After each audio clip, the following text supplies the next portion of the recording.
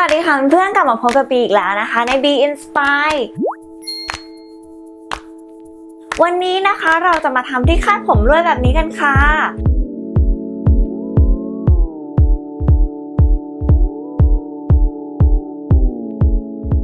โดยไอเทมนี้นะคะเป็นไอเทมที่บีใช้บ่อยมากเลยตอนบีเรียนอยู่มหาวิทยาลัยค่ะเพราะบีรู้สึกว่ามันน่ารักดี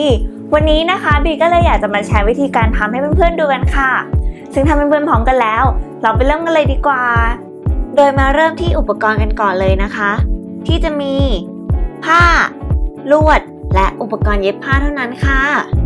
ซึ่งขั้นตอนแรกนะคะก็เริ่มจากการนำผ้ามาตัดให้ได้ขนาด12 คูณ 80 เซนติเมตรค่ะนำมาพับให้เหลือ1 ใน 4แบบนี้และใช้ไม้บรรทัดวัดจากปลายเข้าไป6 เซนติเมตรค่ะ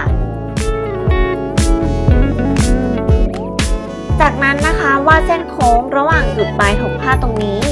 ไปยังจุดที่เรามาร์กไว้ค่ะ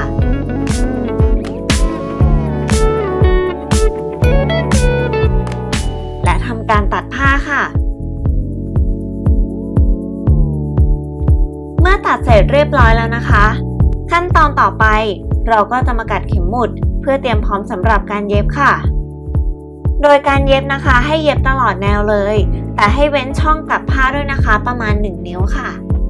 เมื่อเย็บเสร็จเรียบร้อยแล้วก็ทำการขีดผ้าบริเวณมุมโค้งค่ะเพื่อให้เวลากลับผ้าแล้วเนี่ยไม่ให้เกิดการล้างกันของผ้าค่ะจากนั้นกลับผ้าผ่านช่องที่เราได้ทำการเว้นไว้ค่ะซึ่งเพื่อนๆสามารถใช้ปากกาดันผ้าไปที่ช่องสำหรับการกลับผ้าได้นะคะซึ่งถ้ากลับผ้าเรียบร้อยแล้วแต่บริเวณมุมปลายผ้ายังออกมาไม่หมดนะคะให้ใช้เข็มหรือที่ล้อผ้าช่วยดันปลายออกมาค่ะ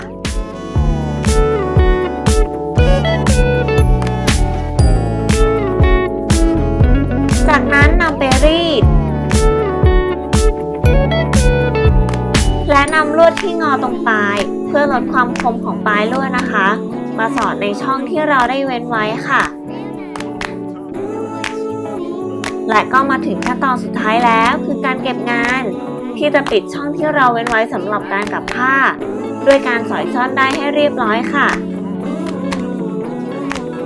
แค่นี้ก็เรียบร้อยแล้วนะคะกับที่คาดผมลวดที่ขั้นตอนไม่เยอะแต่ความน่ารักเนี่ยเยอะสุดๆไปเลย